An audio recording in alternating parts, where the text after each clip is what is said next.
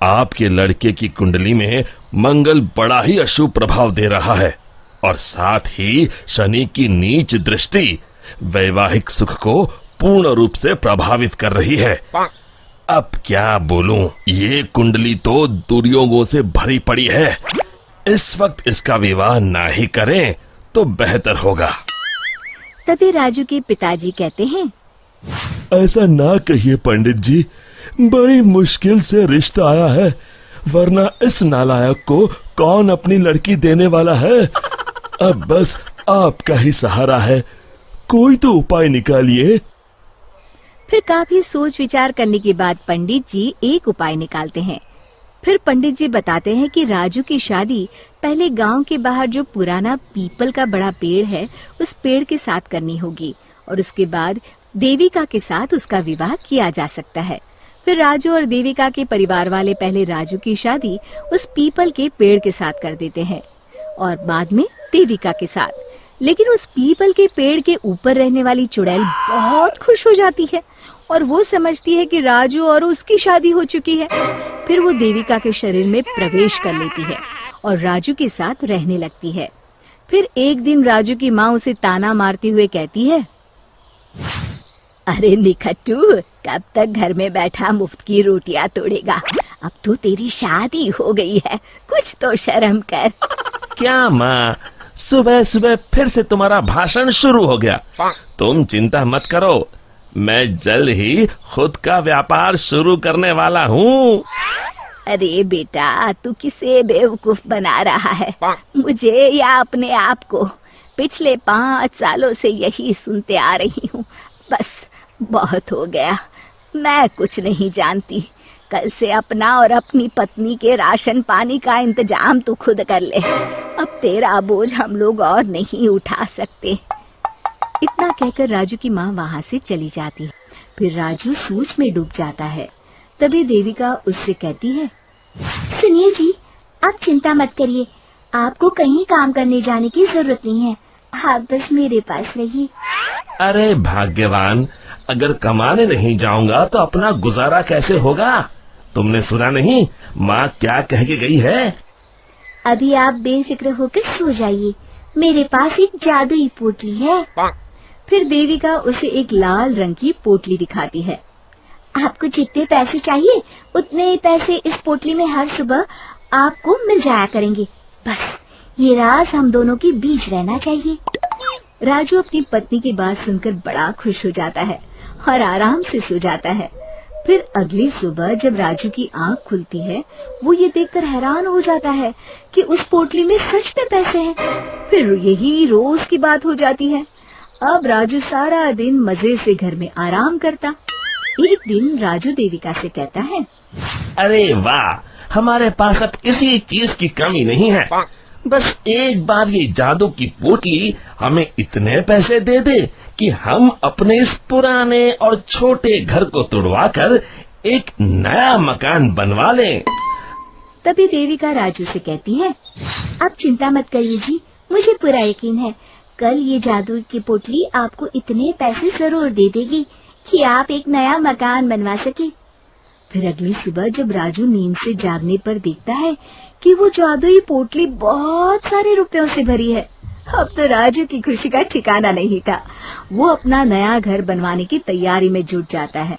फिर अगले दिन राजू गांव के सेठ धनीराम की दुकान पर घर बनाने के लिए लोहा और बजरी खरीदने पहुंच जाता है। और फिर सारा सामान खरीदने के बाद राजू सेठ धनीराम को नोटों का एक बंडल देता है। धनीराम तुरंत अपने नोटों के बंडल को पहचान लेता है और राजू से कहता है, अरे ये तो मेरे ही पैसे हैं जो कल रात मेरे घर से चोरी हो गए थे। राजू धनीराम की चोरी वाली बात सुनकर हक्का बक्का रह जाता है। वाह भाई, तू तो कमाल का चोर निकला। मेरे पैसों से मेरी ही दुकान पर सामान खरीदने आया है। देख, मैं तुझे माफ कर दूंगा। चुपचाप मेरे सारे पैसे लौटा दे, वरना मुझे दूसरा रास्ता अपनाना पड़ेगा। राजू धनीराम की धमकी से बुरी तरह डर जाता है और धनीराम के सारे पैसे उसे लौटा देता है और उससे माफी मांगकर वहाँ से चला जाता है। घर आने के बाद राजू सच्चाई का पता लगाने के लिए रात को सोने का नाटक करता है।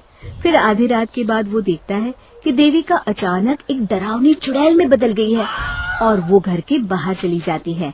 तब राजू उसका ये रूप देखकर घबरा जाता है।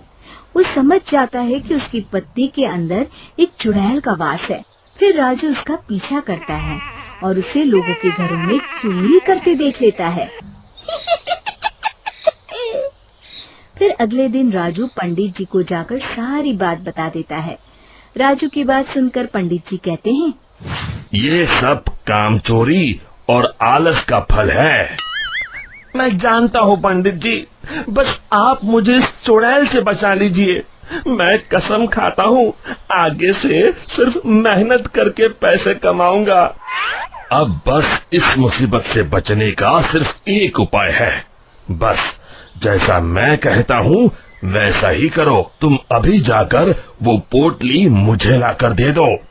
फिर राजू भागकर घर से वो पोटली लाकर पंडित जी को दे देता है।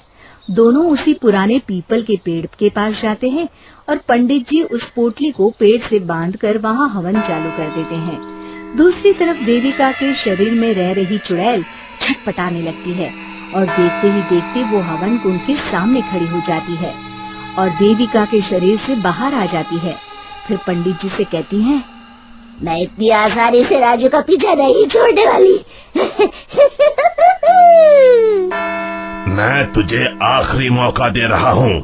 इस लड़की के शरीर को छोड़कर चली जा।